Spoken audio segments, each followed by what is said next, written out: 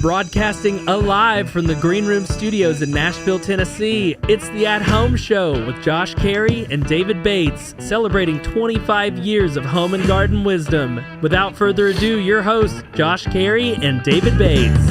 Alrighty, folks, welcome in. It's Saturday morning. Hey, by the way, folks, the At Home Show is the only garden program ever to broadcast live from Radio Row at a certain football game.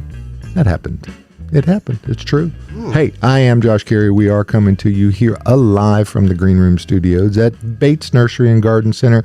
As you can see, David Bates is not in attendance. I think he has an excused absence this morning. But Adam's here. So, Adam. Yeah, but we got Adam. We'll accept his excuse. Well, you have to. We don't have a choice. Yeah, we don't have a choice. All right, folks, you got to get out and about. I think that there is a hint of spring in the air. There was this week. There was yesterday. There's been a couple hints. Yep. Oh boy, a bunch of hints. A couple of botanical hints as well. Yep. Yes, there were. Forsythia is popping in Rutherford County. The daffodils are popping in Rutherford County. Saw some cherry trees. Absolutely gorgeous yesterday. Those have to be Okami cherries. Okay, Okami. That's Okami's the one that blooms the earliest. It in full bloom and go, and it pops of color everywhere. Grass seems to be greening up a bit more. Oh, it's going to be nice because it's just around the corner. That thing they call spring. But we're here. Tyler, you got the Tyler cam on this morning? Yes, I do. Give us a Tyler cam. Good morning, shot. everyone. Hey! Wow. It's good to see you. He will be our sideline reporter here. There he is. Because I did say that we were the only one that ever broadcast. It wasn't we. It was David alive. Now, why are you making all these references to games, Josh? Is there something going on this weekend? Is it big? It's an extravaganza. Extravaganza. George Costanza? It could be. It's over in Phoenix, Arizona. But we can't say it. You know, that's a remnant from the radio days. You can't say those two words together and be promoting anything. It's just kind of like a unwritten law that will cause the jackbooted NFL cops to come and kick your studio door. I know what we can say. They're lawyers. I know what we can say. Here's the weather. Here is the weather. Here is the weather. Oh, okay. Speaking of a certain Sunday, it's going to be quite a nice day. If you were inclined to go outside, and even today is quite nice. It'll be a little cloudy, but in the 50s. Monday is shaping up to be a very, very nice day. Now, looks like Valentine's Day. There could be some showers. No. You know what that means? It means you and your loved one are going to have to be cuddled inside, up by the fire. Watching the Hardy Plants webinar at 9 a.m. Yes. With Bates Nursery. And Thursday, thunderstorms. Thursday. Another great webinar day with Caroline. But man, I heard a giggle. I love it. I heard a giggle. Have we had a shot over there? There's Austin and Caroline. Hi. Good morning, everybody. Good morning. They're over there on the highway to Hellebores this morning. Oh. Nice. It is. Nice. Aren't they gorgeous? I mean, they are. Us? Yes, we are. Yes, Thank they you. are. And Thanks. the flowers aren't bad either. They're That's not. right. So Second best. But it's going to be a nice week. We'll see what happens. Yep, we'll get some rain Tuesday and Thursday, and next weekend looks about like this weekend. So, we'll take it. Get your spring planning done because you're not going to be able to do anything after about 3:00 tomorrow afternoon anyway. So Nope. Get out and about and get it going.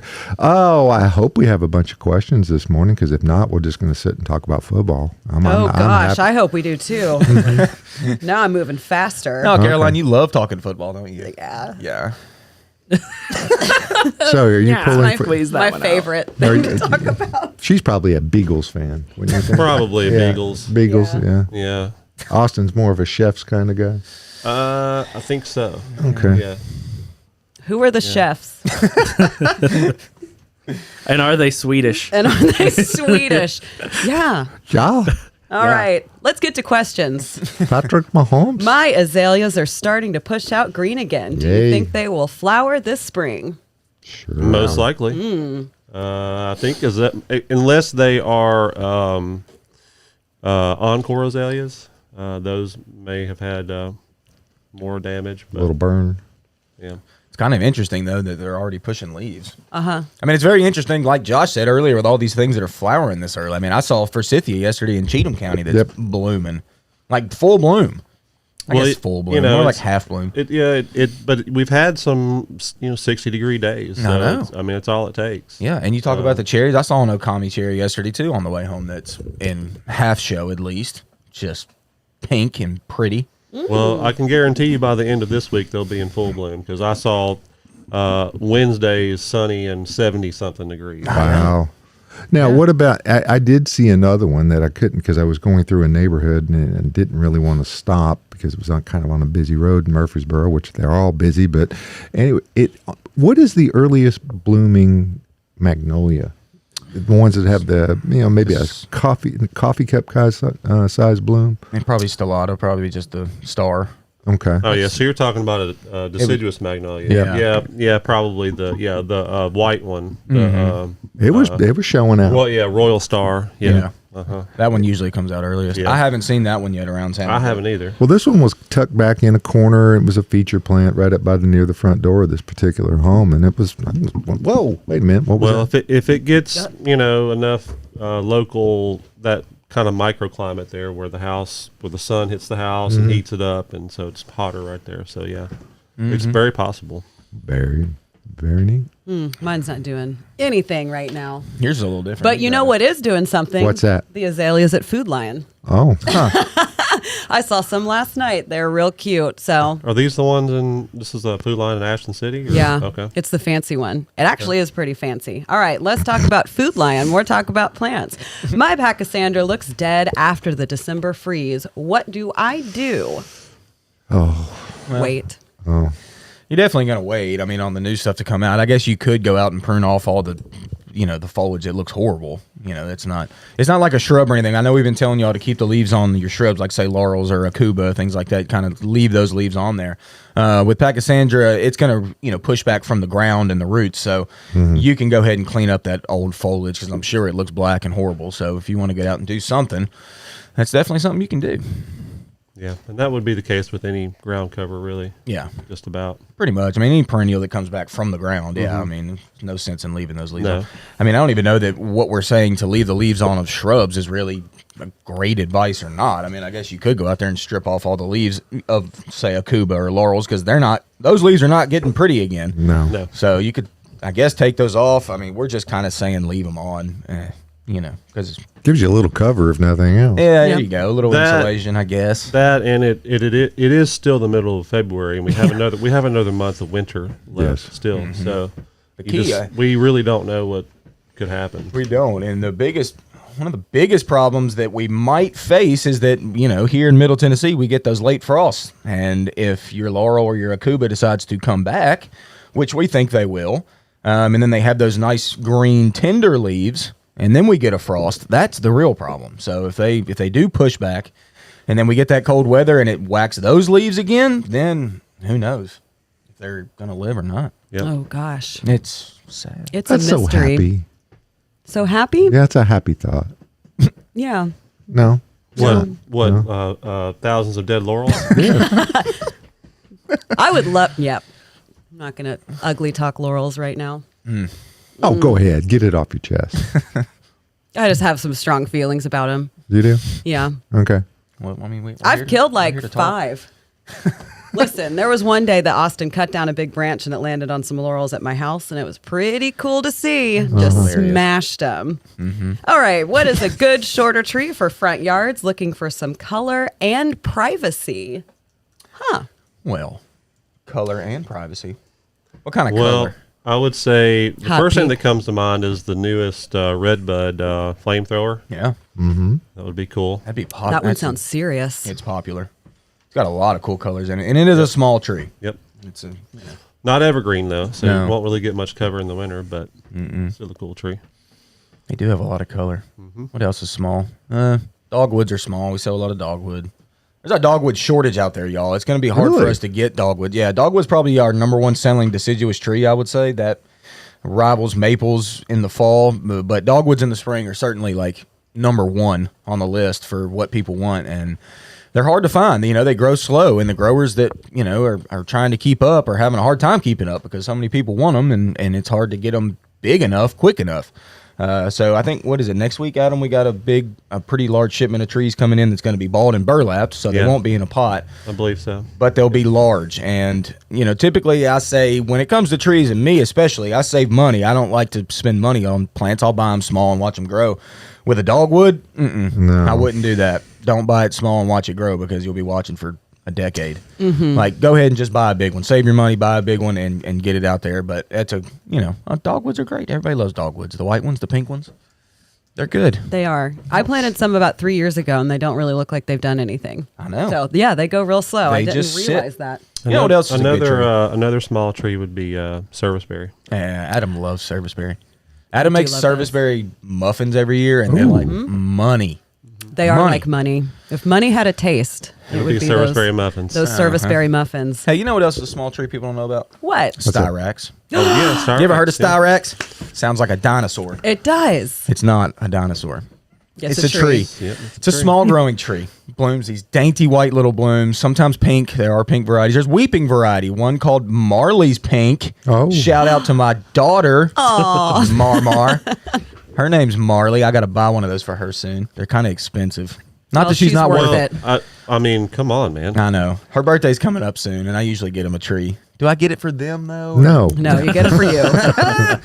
But anyway, yeah, check out Styrax. Cool tree. You don't even think about it, never even heard of it. It doesn't have all that cool of a leaf or anything. The leaf's kind of just normal. But No, the they're blooms. small and dainty. They are. And the blooms are very small and dainty as well, but there's a million of them. And whenever they drop off the tree, they make this like flower leaf litter beneath the tree. Really, really pretty. I know I planted one about a month ago. Mine's a weeper, though, Why is it because sad? I'm real fancy. Oh, What? why is it so sad? Well, I don't know. weepy. It's just a little bit sad. I had a Because it's customer. winter. I had a customer come out and get a Styrax, and I saw a weeping Styrax, and he wanted to bonsai it, and he did, and it looks good. Shout out. I don't remember his name. He lives in Springfield. He's Shout cool. out, don't He's a remember. nice guy. He's a bonds guy. Got a bonsai Styrax and a food line in Ashland City, right? Yeah. Okay. What? Never mind. Sorry, I was looking at questions. Never mind. Funny enough, my dad remodeled that food line like in the 90s. Yeah, I think you told Ashland me that. City? before. Yeah, in Ashland City, yeah. But you haven't told our whole audience, and now There you we go. know. Everybody knows. Yep. Listen, I love that food line. They have That's a some great great food plants line. there. It's a good food line. You can go get you an azalea there, a braided tree form. Don't do There's that. a braided tree form azalea at Food Line. It's about 2 feet tall, and it's very expensive. Okay, $30. $30. Y'all ready to talk soil? Soil. Adam. Let's do it. Adam, you're so quiet over Let's there. talk dirty. Yeah. Let's Are talk. we- Yeah, I'm going to talk dirty to you. New to Tennessee, how do I plant a new tree in this clay soil? And then they said, thanks. Well, You're welcome. You're so the very best thing to use would be an EarthMix product. I personally use landscape the most, but if it's really bad clay soil, then you may want to use the what is that the one we called the Pine Vines? no, well, pond vines is good, Yeah. but you got to help me out here, Austin. Which is the Expanded shell? yes, the expanded Oh, shell. It's, Enlighten. Enlighten, yes, yes. Enlighten me. Enlighten me. I think we all need to be enlightened this morning. Yeah. So Enlighten is really good to break up clay soils, but also you need to put some good organic matter in there too, which the landscape I think is one of the best ones to do that for trees and shrubs in particular. So Yeah. and you know you could also use garden, Yeah. which is a good one. You can plant straight into that.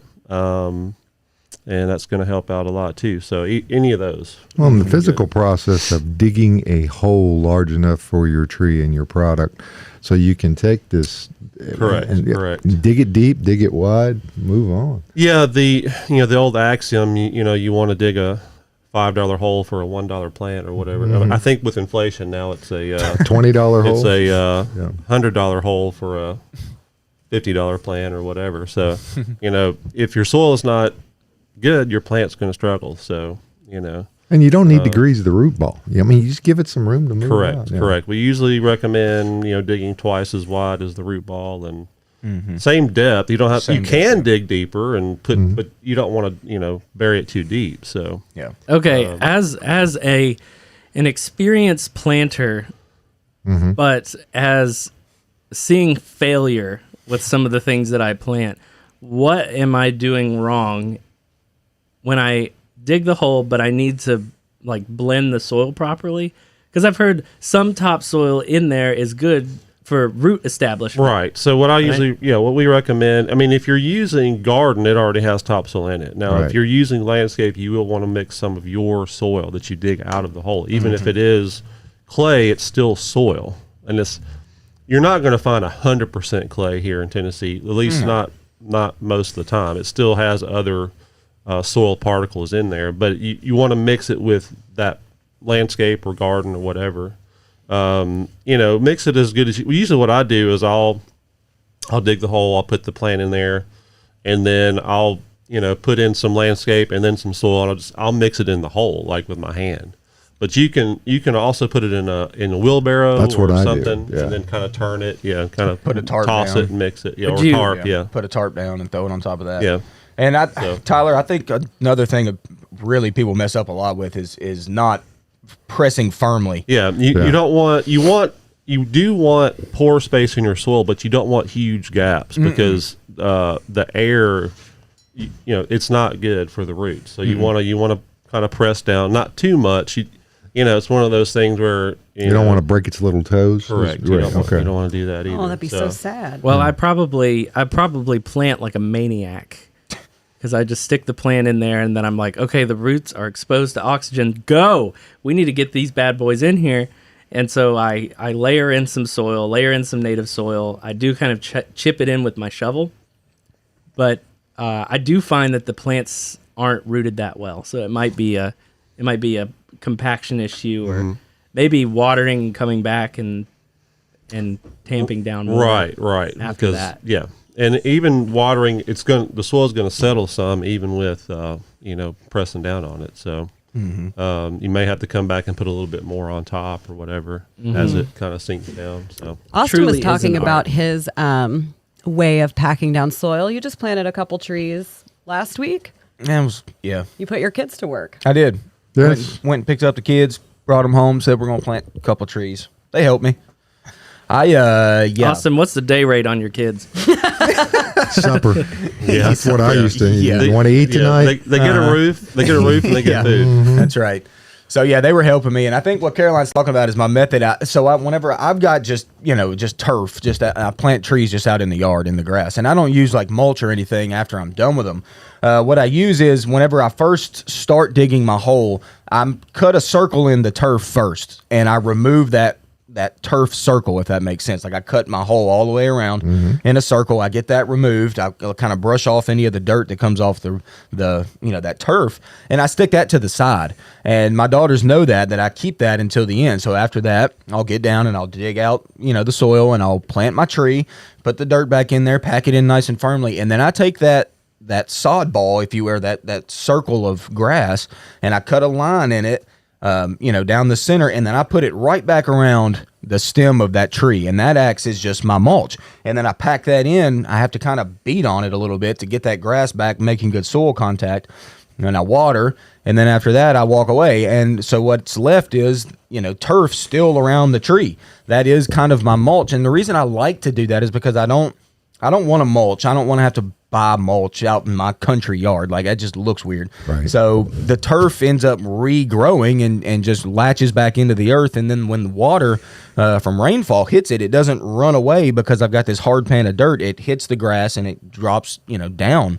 And that's how I've planted every tree I've ever planted, and I've never lost one yet. So that's my method. Also, I've got a video on YouTube. I was just about to say how to plant a tree. And he demonstrates that method. It's fun. It's great. I actually tried that method with my styrax that I planted that you were just talking about, and 2 little bitty Japanese maple. I would usually mulch, and then it seems like the plant kind of wiggles and doesn't really stay in. And not that they're necessarily latched in, but it's helping hold that that tree, especially because they're smaller up. And they're really not moving at all when I, walk around my yard and try to pull on all my plants I just planted. Yeah, Probably okay. not the best thing to do. I like it. But That's fine. we have a hellebore question. And if you're wondering, what are hellebores? Here they are. Look at these beautiful winter flowers. We've got like 200 of them. Yeah, we just got a huge hellebore shipment in this week. And these are not these are outdoor plants. These are not indoor plants, and they pop. Would you say it was one hell of a shipment? It was. Good one, Good one. It was. It was. A lot of variety. Lots of it. They're kind of expensive now, but I mean, they're They're $30 pretty for pricey. this pod. But hellebore's cool. I mean, that's how this business works. If it's blooming, we're selling it. Yep. And we've got them, and they're in full bloom. Well, plus they're really tough, and They are. I mean, they're almost indestructible Yeah. once they get established. That was another one this year. They're worth it for Yeah. sure. This year, they took a beating. If you've got hellebore, your leaves are black. The old leaves anyway. But then it just pushes up new leaves and new blooms. But they're very hardy plants. And it's not this year, but most every year, it's an evergreen perennial, which is pretty weird. Most perennials drop totally dormant. You don't see anything over the winter. Not these guys. They stay up and green. But they grow so slowly. They do. They spread slow. All right, here's our question. Okay, Okay. Best time to separate hellebore. 3:30. Exactly, Josh. right on cue. 3:30. Every time. I know. Gosh. I would say right now. I would say right now. Yeah. Yeah, that's Good what I was time to do thinking it. too. They're even though they are green, they're somewhat dormant. Although I say that, not really. They're probably waking up in your garden. They're probably wanting to bloom. Maybe Oh, mine are blooming right now. if they're blooming, you might avoid moving them when they're blooming. We should have already done it, but I don't know. You probably can. Like Adam said, they're such a hardy plant. Yep. It's probably not going to hurt them to move them when they're in bloom. It's just that they're putting a lot of energy towards that. So, it could be a little bit stressful on Well, them. what'll happen probably is if you moved them right now and they're in bloom, they would stop blooming earlier, and they would return to sending that energy to establishing their roots again. So- Uh-huh. You may That's a even pretty just- plant even without the They blooms. are, yeah.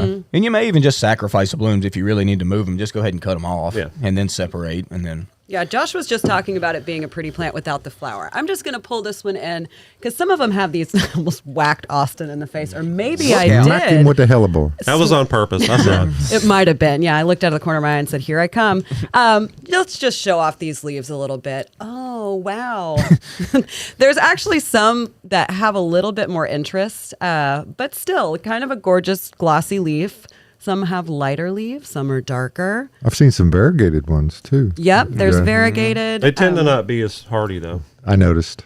I think Tyler planted some of those with the variegated leaves, and maybe they didn't do so well. But that's I Am I right or am I wrong? I think you're wrong. that's mostly. But that's mostly Well. true for all plants. Variegated plants usually are not as strong genetically. Oh my God! And Yeah, this is they're what folk- temperamental in the houseplant world. Yeah, folks, they call them Lenten roses also. So there's a lot of That's common true. names for That's them. true. If you wanted to get your loved one a rose for Valentine's Day, you could get them a Lenten rose. That would work. Or look in front. Yeah, What speaking have of we Valentine's got? Day, let's do a little tour over on y'all's side of the studio.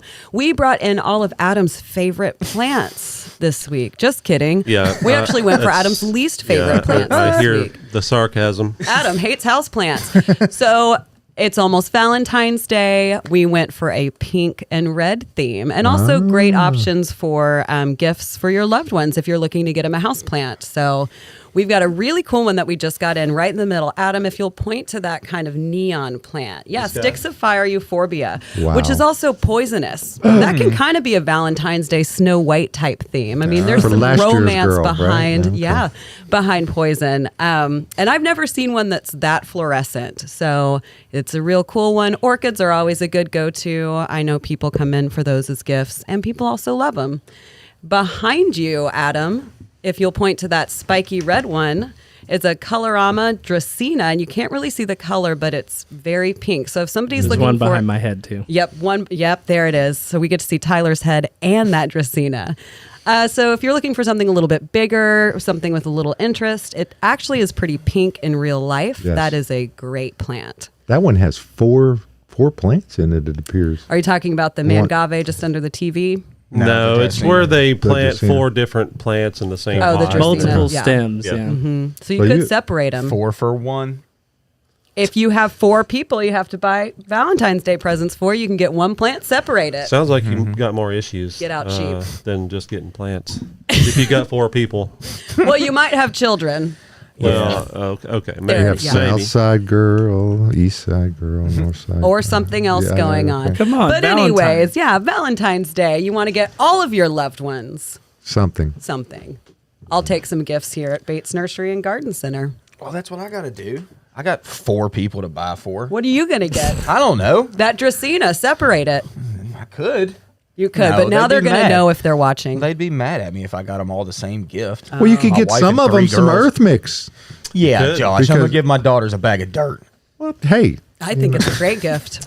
Now, if you, I mean, Josh just thought it was good for his wife. So I've if done you it. were to, if you were to split one of these into 4, I don't recommend that. But if you wanted to, you would probably plant them in Proganic Sci, yeah. which is our indoor EarthMix potting soil product, which is very good. Or you could use O, but probably I would be best. I would, think, for that. since it's inside, you have to use the eye, right? Yeah, and earlier we mentioned landscape and the stuff you want to use for your Sustain. sustain is a great. Sustain, You could plant it is in into sustain. Proganics Eye. It is. But you could also plant straight into sustain if you wanted a purely just a medium that has no like hydroponics or Neutral? something like that, Yeah. completely neutral. You can add everything yourself to it. So that's another. And you can get it a lot of places. You can get a lot of places. If you're looking for EarthMix products, you can If you're go looking to for, earthmix.net if you're looking to start seeds, Yeah, sustain that's- or sustain would be a indoor great would be one. great. and start them just in. go to the Find EarthMix tab here, and it will show you all of the great garden centers here to find it. If you're near 1 or 2 or 3, take your pick. I think just about any direction you can go in In Middle Nashville. Tennessee, yeah, Yep. there's going to be a place that sells EarthMix. And if you need it in bulk, which at this time of year you might, Yep. it's also available here at Bates Nursery. That is correct. And we sold a lot of bulk soil yesterday. People are getting itching. Mm-hmm. Getting itching. Getting itching. That's Well, I mean, if you want to get your garden ready, now's the time to do it. As Yeah, far it as is. soil goes, I mean, it's the I have official so much work to do. The official UT extension date for soil preparation is February 21st. Oh, that's next week. Oh God. Okay. All right. it is. Oh, God. You've already prepped your soil, haven't you? He did it in January. I mean, yeah. I Maybe didn't not the do top in anything. compost. Hey, guess Hey. what? Hey, everybody. I've got my annual rye popping up in the garden. thump. Yeah, we were Adam, talking about you that said last it. week. Yeah, I you said it. It told was you. going to start on about Tuesday, and God, you're so right. I know. It did. It started to germinate on Tuesday. Now I didn't see like green blades yet. What I saw was their root. So I went and just scattered seed all over the top of the dirt. I didn't bury any soil. I mean, any seed or anything. I just laid it on top. So what I got to do is see the seed and how it germinated. And it always sends out that first root first. And it was Tuesday afternoon. I got home and I looked, and yeah, it sent out that root. It was gonna tap down into the soil, and then now I'm seeing those green blades coming up in the garden, and I'm excited. It's gonna be a green little patch in the lawn before you know it. Oh, you'll have to take a picture so we can show it to everybody. I will. I will. Yes, but you it'll be will. next week. It needs some time to grow. It's tiny. Very neophyte. It's very tiny. Very little. Caroline size. Yeah, if I were a grass, that would be me. Just peeking up out of the ground Yeah. In the winter. in the winter. No, I'd definitely be under the ground because I hate winter.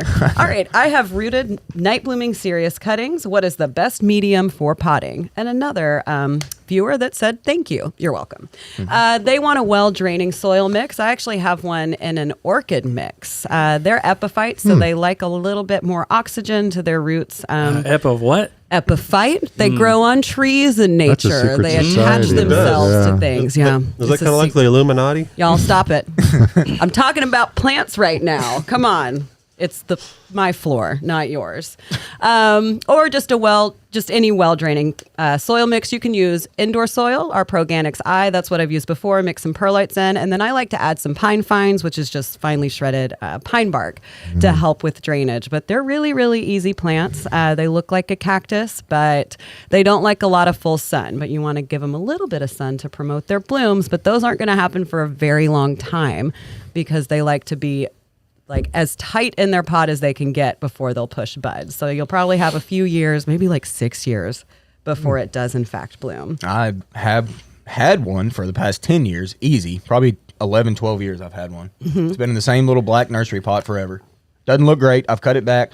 I put it out on my back deck once in sun until like 2 o'clock in the afternoon. Fried it. Yep. Fried every leaf. Way to go. Not a full sun plant. Not at all. No. Way to go, Austin. It'll I give know, you a little I bit know. of a warning. It'll turn a little bit of a red brownish color, It which did. looks a little bit cool, and it's telling you, it's throwing up its, red alert sign. I didn't listen to And the then alert. it will pretty much tank. Yeah, The they alert do sign. not like It didn't full tank. sun. I'll give you that. I mean, I had to cut off every single leaf because they went like brown black. But anyway, I cut it back and it reshot from the ground or from the base, and I still got it. It's in my house Has right it ever now. bloomed? Yeah, it's bloomed. Yeah. I always miss the bloom because I have to, go to bed. It's a night blooming cereus. Then it opens Blooms at night. night. It smells fantastic. I did see it one year. One year I did see it. It was about 1 a.m. in the morning, and this massive white bloom just looking at you, and it smells up your whole house. I mean, like really cool little plant. They Mine's are growing. really Mine's cool. shooting a stem like this long. Whoa. Ain't no joke. Like this This long. long? That long. That's pretty big. it is. I've got one that's growing out of Is that control an like official unit of measurement? That long? Yeah, about like it. Like that long. That's a Cheatham County unit of measurement. Yeah, that's right. Best time to start planting trees and shrubs, starting brand new beds. Well, good for you. First off, Yeah. the Congratulations. first step: planting new. Getting your bed ready. Starting new beds, yes. Getting the bed Getting ready. the bed ready. And then when to plant, really. I mean, and now, especially deciduous Container ones, trees. yeah. I mean, Yep, yeah. right now. I mean, right now. Shrubs are fine, too. Yep. I mean, Gonna have cold nights and semi-warm days. Oh yeah, it's a Yeah. it's a fine time to plant, Great really. time to do it right Almost now. anything. Yep. Now, when you do plant this time of year, just as this summer comes on, if we get into any sort of period of drought or anything, just make sure you kind of keep an eye on that plant and don't let it turn dry on you. It's good to plant this time of year because you typically get adequate moisture. February is a pretty Right. wet month for us, so it'll really help you out, not have to do a ton of work. But when summer comes on, you got to watch it and don't let it turn dry because then you don't want it to go toasty. That, Wilty's one thing. That means water me. Crunchy's another thing. that means you done killed me. Dead. Dead. Maybe. Maybe. Gonna have to be cut back. When and how should we spray dormant fruit trees for bug prevention? Speaking of that, we have a great video of Austin spraying some dormant oil spray, but I don't know it's out, so never mind. It'll be out soon. Next week. Next week. Well, obviously, it's called dormant oil. Yes. So you want to spray while the plant's dormant, which could be any time after it goes dormant. So it could be late November, December, January. And even now, you could do it now if you haven't done it yet. Yeah, But- I mean they're still dormant. particularly if you had a problem with something last Correct. year. Yeah, Definitely. But going along with that, though, you want to make sure that you also, if you had issues, disease issues or bug issues, you want to make sure you rake up all the leaves from last year. Yes. Put them in a bag and throw them away, because that will, they harbor that disease on the ground, and so you're almost, just spraying them is not going to be enough. You gotta try to Clean get them rid up. of You the- can Be you gotta clean. clean them up too. So Especially yeah. fruit trees. Yep. A lot of times, say peach trees in general, they'll like hold on to some of those fruit that, got that gray mold on some Yep. of the fruit. You've seen that. That'll persist. It doesn't necessarily fall off the tree. So that's just little spores just waiting to just jump, and that's by the millions. So yeah, definitely removing those. Remove everything first, and like Adam said, clean up all the leaves. Get everything clean first, and then spray. spray. Yeah. And spray more than you think. Like oil, it really needs to be coated well on those stems. So take time and get the the back sides, the top sides, all of those stems, and really coat it thoroughly. Would you say to the point of runoff, Austin? Yes. Oh, yeah. To the point of drip. Yes. Okay. So Now, very helpful. one note about apples, because it doesn't matter what you do in Tennessee with apples, you will get cedar apple rust. It does not matter. No, it doesn't. Unless you are able to kill every cedar within a 5-mile radius of your house, which is impossible. Yep. And what Adam's talking about is little like orange dots on the leaves is what cedar apple rust looks like. And don't freak out if you get a little bit of this. You're like he said, you're going to see it. Now, it depends on how bad or how severely you see it. It can really mess up your crop for the season if you have it, if you let it get really bad. Right. So do the things we just talked about as far as cleaning up, spraying. The cedar apple rust will not be as bad, but you're still going to see it, even if you do that. Well, and you got to have a whole program for fruit trees in particular anyway. Yes. Get on a schedule. Get on the UT Extension site. They've got a good schedule on when to do things. If you really want to get a good amount of fruit, you're going to have to do some stuff, y'all. It's not a set it and forget it type of thing here in Middle Tennessee. We're not a fruit growing state. I mean, not with trees, really. No, we're typically not. So you're going to have to get on a schedule. And like I said, UT Extension has a good little calendar of when you need to be spraying and what you need to be spraying. And so that'll be very helpful if you want to get some fruit. Well, like David says, taking care of an orchard is no big deal, but taking care of 2 or 3 fruit trees will work you to death. Because you have to have the same. You have to have the same equipment for all intents and purposes. You got to use the chemicals. You can't buy 2 or 3 plants worth. You usually have to buy a little bit bigger bottles or powders and everybody's got a 20-gallon sprayer. I mean, you pull behind something to pull it around with. You've got one, right? No, I don't either. No. So bring them on. Put that on the acquisition list. Moving over to live questions we're getting right now from our lovely viewers. If you're on YouTube, ask us a question. Yep. This is on the Bates Facebook page. Question for Caroline, the houseplant whisperer. Is it safe and effective to use 1 part of hydrogen peroxide to 4 parts water to eradicate gnats in houseplants? Never had the problem until I brought home 2 new houseplants from a local nursery, not Bates. Shame on me for not just going to Bates. Ha ha. I hope I did your laugh right. Got that peat moss in it. Okay. Well, first off, I buy plants from all over the place. And it could just be in the soil. But flushing that plant with a hydrogen peroxide water mix is not going to hurt the plant. I usually use 1 part water, 4 parts, or 4 parts water, 1 part hydrogen peroxide to just flush it out. You'll probably have to do it a couple times. But if the problem's pretty bad, I just suggest changing out the soil. There have been some big brand indoor soil mixes that do have a problem with fungus gnats. I'm not going to name any names, but one of those is not EarthMix Proganics I. So if that problem is pretty bad. Does it rhyme with Bearacle Mow? Possibly. Possibly rhymes with Bearacle Mow. Your best option would be just to change the soil out if it's not going to be too much of a problem. But you can start with that hydrogen peroxide water mix. It really, really will help, and it won't damage that plant. So great question. But let's talk about the overlying issue with fungus gnats. Why do we get fungus gnats, Caroline? We get fungus gnats from overwatering. And now with you saying you got something from another nursery, I don't know where you got it. But it's going to happen everywhere, though. It is going to happen everywhere. So if you're overwatering at your house, it's going to happen. But some of these nurseries that also sell tools and lumber don't necessarily... And light bulbs and air filters? And light bulbs and air filters. Okay. They don't tend to really care for their plants very well. And a lot of those plants come in a pot inside of another pot that doesn't have drainage, and they will just sit in water. And I'll walk into these garden centers and you will just see fungus gnats flying all over plants. So chances are you probably just brought them home from there, and you need to go ahead and change the soil out because those plants also don't have really great soil. A lot of them are planted in just straight peat moss because that's cheap for the growers, and so there's no nutrients in the soil, nothing helping with drainage. So I usually suggest switching that out. That's what I do when I bring plants home from certain places. Would you switch it to Proganics I? Yes, I would. Depending on what it is. I? Yes, EarthMix Proganics I. Okay.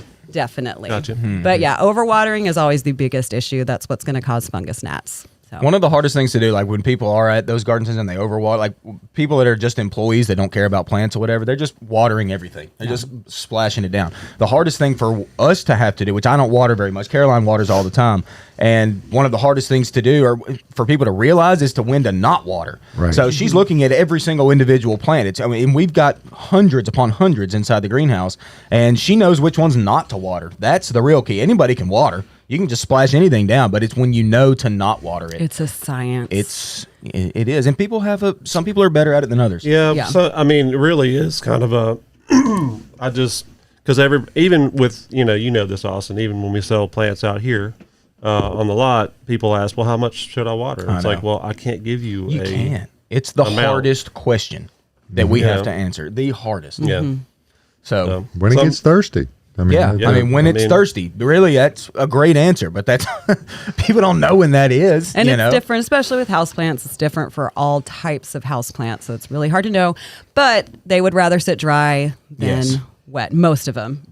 Yes. That's not across the board. It's not across the board. I mean, like a peace lily, it'll wilt down so hard that it'll look awful, and that's when you need to water that. But like things like, say, sansevieria, mother-in-law's tongue or something. Oh, that can sit dry for months. That can sit dry for months, and people almost always kill it with too much water. Always. Mm-hmm. But it also, I get it though, because it's a little hard to see when they are thirsty. They love them, Austin. They want to love them. Yeah, you overlove your houseplants. That's what kills them. Mm-hmm. And you know what else? Who else talked about love was Mr. David Bates in his article this week. Yes. Oh, he did. he's such a softie. And if you want to find some plants about love, come out to Bates Nursery. Yeah. Mm-hmm. I mean, Look it's at a great that. article. We could look at that picture right there. That That blog is amazing. It comes once a week. You got to sign up for it. I mean, it's easy. It's a quick read. Yep. It's almost always witty. He's not long-witted. He doesn't berate you with. Not on the blog. Anyway. Ooh, Love you, David. Burn. Yes. He's not here to defend himself. Wow, Josh. He'd be doing the spot and not paying attention to me anyway. But it's because he built this business with your guys' help and everybody's help into what it is today. I mean, it started way back last century. I mean, you're 91 years this place has been in business. Yep. 9 more years. It'll be 100 years. They're continually doing improvements. They've got the best procurement people in the business, so you can see all of this stuff that's out here and it's coming around. Life is starting to show up again. I mean, it's going to start really popping here as soon as the weather starts to turn. But like you said, we got 6 more weeks of winter. I mean, at least. Well, that's what that furry groundhog said. He's a dirty last liar. week. As a tailless rat, anyway. But as you go along, I mean, there are places all over Middle Tennessee that you can go, but you need to take your time to drive to Whites Creek Pike. It's 3810 Whites Creek Pike. Yes, it's 0.9 miles. Very north of easy to Briley get Parkway. to now with Briley Parkway going all the way around Nashville, and it's not hard to get to. Yeah, it's worth the drive from everywhere or anywhere, and you just come out and take a look, because I mean, just the capital improvements that they're doing. You can walk from one end of the store almost all the way to the very back without ever getting a drop of rain on you, if it happens. Very to be true. And That's true. There's new And structures see a lot going of up. pretty stuff along the way. Oh my goodness! And they've got if you go into the showroom and you see what's going on in there, they've got all kinds of different Espoma products. You've got tools in there. You've got whirligigs in there. You can get in and get out, and somebody will actually wait on you as you go along. You don't have to self check out. Yep. And we got some big old brains in there to tell you what to do with those products as well. Absolutely. So, but I shop here. Well, one of those brains is in here. Uh-oh. I'll let you decide which one it is. Okay. It's not me. It's not me. But they do appreciate you, and you come out here, and it's worth your time and for the drive from wherever you're coming. So, Space Nursery and Garden Center. Beautifying Nashville since 1932. Hey, look at that picture there Yeah. of that little heart. Hold on. I'll bring it back up. Hold on. There you go. Hey, Caroline, what do you I don't want to talk. what do you think about that little plant thing? I hate them. What are they? I don't hate them. It's a Hoya Kerii Hoya. I Hoya? mean, they're But they obviously love you. Obviously. I like the plant as a whole, but these little leaves, for the most part, don't really do anything. They just sit there. They just sit. I mean, honestly, that's not a terrible thing. In the plant there world, are a that's lot kind of of people crazy. that come in and want plants that aren't going to grow. So if that's what you're looking for, this is the plant for you. It's not very big, but it's real cute. A great Valentine's Day gift. But like I said, the leaf cuttings will live. They root, but they don't have nodes, so they don't have anywhere to push new growth from. Every so often you'll get lucky and it will grow, but most of the time it's just going to sit. You've had one for how long? I don't even have it anymore. Oh. I just let it go. You let it go. But you I had was one for annoying. years. It was annoying. And you know what I did? I even tried to scar it. So I scarred it down below at the soil level What'd you to do? try to Yell at it? I cut Hurt it with its a knife. feelings. Oh, okay. Brutal. No, I did. I cut it with a knife just to kind of scar it, because a lot of times when you do that with plants, you'll see new stuff happen at like breaking points. Well, I did it, and I kept it alive for a while, just waiting, and then Nothing. finally just Nothing. So you cut it for nothing. pretty You're much. saying. Yeah. I mean, So that is Just a plant. gotta- We always tell people, if you buy a plant, it is going to grow if it's happy. I guess we've been lying this whole time, because About this one in that is particular. one that is not going to do Now, anything. back over here to the floral display. Is this a Easter cactus? It is an Easter cactus. That was a hard word for me to say right now. Yeah, so very similar to a Christmas cactus. Care is just the same. It has cactus in the name, but don't be fooled. It's not Just a like we were cactus. talking about with that night blooming cereus, it does not like direct sunlight. So keep it in the shade. It's a good, a good not direct sunlight plant that doesn't require a ton of water. More water than your standard cactus or succulent. There it is. Josh is going to Vanna White this. Yeah. Easter cactus. The Look way at him that showing it this off. one, the way it was appearing, almost made the red one look like they had rounded leaves. This one's very spiky on the flowers. It almost the it looks flowers more are like spiky. a straw the flower. leaves are Yeah. a little more soft. it's kind of daisy. As opposed to a Christmas cactus. Christmas cactus, Yeah. yeah. You'll notice that the segments, like what you would call like the stem on the plant, is really pokey looking. It's not going to poke your fingers, but it's very sharp. Now this one has really soft edges And because totally spring different is blooms. soft and adorable. And totally different blooms. You're right. Yeah. And the pink one is that way too. Yep. The pink one is that way as well. We also have orange here at the nursery, but it didn't really Orange? fit our Valentine's Day theme. But what and might if not you're be. a volunteer fan?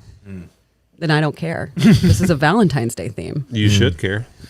Well, speaking Do I of look like I Valentine's do? Day, You're in volunteer country. That's what I'm saying. speaking of Valentine's Day and Uh-huh. care and love, Missy Cartwright, I did see your question to repeat the clay soil information, and this will be available to watch again. This exact same post that's on Facebook. When we go off the air, just play the segment again, and you'll get all that great information. For all intents and purposes, you got to dig your hole, amend the soil, mix it up, get it all ready to roll. But go back and listen, because there was a whole lot of details involved. We with that. embellished a lot. Yes. As we tend to do. But thank And you for your amended. question. Let's get to a couple more questions. Okay. What could I have done to have prevented my nandinas from succumbing to the deep freeze? And then there's a second part.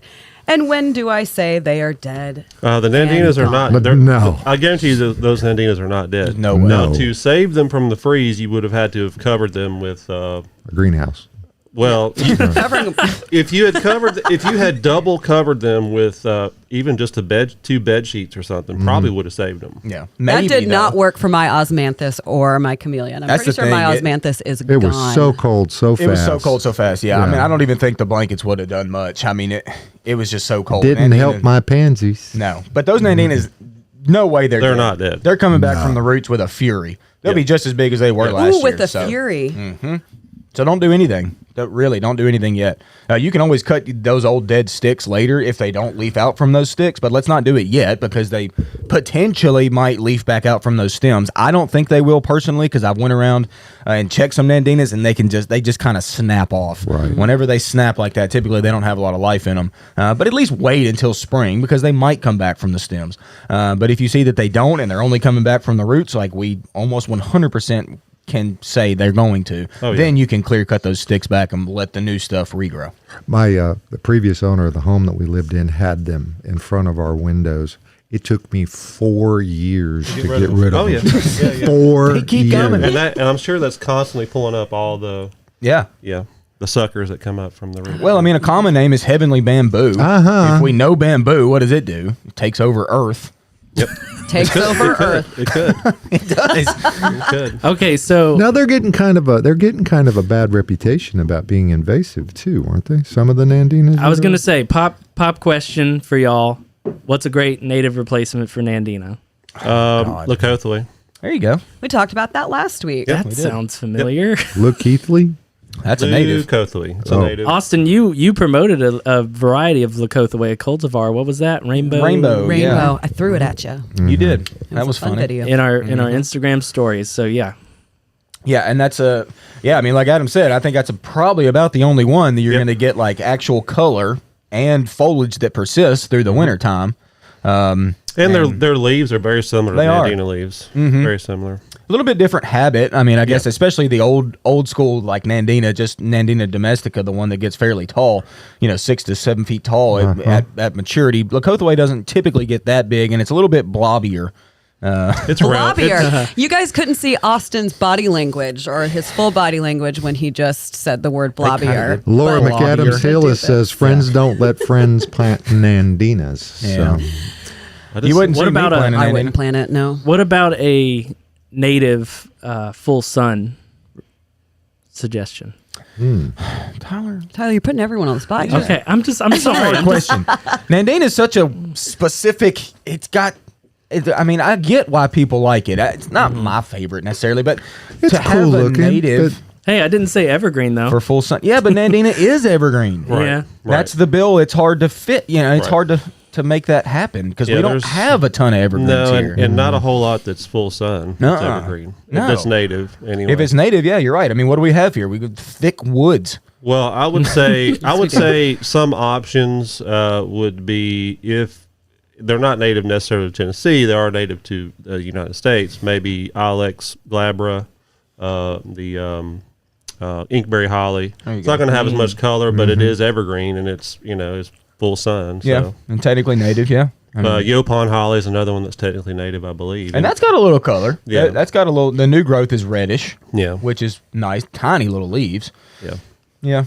That'd pretty be much fine. it. Okay, let's get to another question. But Do it. So, Thanks for Adam, this indulging. is I believe it will be a great question for you. Want to plant blueberries? Is there a minimum number of bushes needed to pollinate? Also, do you sell them? Yes, we sell We them. sell lots of them. Yes. Yes, a lot of them now. The new varieties are what we term self-pollinating, but yeah. I think you need at least two to get some good cross pollination, and particularly two different varieties. Yeah. Now, once you have those two varieties, you could I've got like 5 varieties at my house, so they're all going to cross pollinate with each other as long as they're in bloom at the same time, which most of them are. Yeah. So, and there's really however much room you got, just plant as many as you want. Yeah, that's the key. Yeah. So, Get as many as you can in the space Make provided. a field. Yeah. because Because the birds are going to love you. Yeah. Well, as we talked about last week, you're going to have an issue with not just birds, but squirrels, Squirrels. everything else. Yeah. So you gotta have enough Children. And well, yes, my youngest, particularly when he was younger, would pick them with me, and he would just eat them. He would not put them in the basket or whatever. So My kids do the same. yeah. So just have as many as you can, and that way you get some, nature gets some. You're not having to worry about covering them with netting and stuff like that, which gets annoying. So I mean, you can use nets. Not really friendly to do that to the birdies Correct. either. So Correct. And it's Yeah. also really annoying to Yes. just get up It underneath is. that netting. Yeah. We've got it for our chicken coop, and anytime I have a ball cap on, I get up underneath there and it rips my hat off. And Don't you always have a ball cap on? I do, Me too. So every but when time I get in the chicken coop, it gets ripped off. oh my gosh, I bet you're so annoyed by that. Just from experience, I think if insect netting works better than bird netting, because the space between bird netting means birds' legs get caught up in the net. yes, and But wingies. insect netting can prevent pretty much everything. Now that might not be a good thing because some things need pollinators to help, production. Correct. But you could always wait until the fruit's set and then toss it over it or bag the plant or whatever. Bag the plant. Bag it. Daffodil question. Oh, wow. Here we go. Why My are- daffodils didn't bloom last year, but the flowers are back this year. What gives? Signed, Lee. What up, Lee? Hey, Lee. I know you. I've seen you out here. We chat. we chat on the rig. Lee, that's a good question. Why your daffodils didn't bloom last year? I don't know. Because they didn't feel like it. Yeah. They said I'm not going to do it. Or maybe they were about to, and we had like a frost or something. I don't remember last year really what happened with daffodils. I mean, They're moody. they are. And then this year, what are they doing? They're blooming like crazy right now. They're like full show bloom across the country fields. I got them all over the place. You can see them right now. It's February. It's early. Why? Why are they already blooming? Weather's weird, but I'm glad they're back this year, Lee. Enjoy them. Bone meal is good for those, isn't it? Bone meal's always good for bulbs. Yeah, Yes. good for bulbs, yeah. And it's cheap too. Pretty Yeah. expensive, yeah. Yep, So- pretty cheap. But thanks, Lee. Thanks for watching, buddy. Hey, we got a couple questions flying in on the Bates Facebook page. Okay, we've got 5 minutes. Okay, Debbie says, what is a good native replacement for Jasmine on an arbor? My very mature one looks dead from the flash freeze. It probably is dead. Might be. Mine is dead, and I'm going to replace it with There's what not you're really. probably going to say. What would you say, Austin? There's not really anything that I think that's going to be as fragrant. No, not as fragrant. But a good native vine would be cross vine. Yeah. Probably the best native one. It's evergreen. I love mine. There's a Yeah. couple different varieties of that one too. Yeah. There's a tangerine beauty, and then there's another like orange one, And then you can just get the straight species that is totally native. They've never done any work on. So, but yeah, that would be my answer as well. That's a good little vine. It's great. Mine looks purple right now. Yeah. It's living its best You life. could also do one more would be the native wisteria, the Kentucky wisteria. Isn't that native? Are you talking Yeah. about the like Amethyst Falls? Yeah, and, yeah. Blue Moon. Yeah. Is it? Yeah.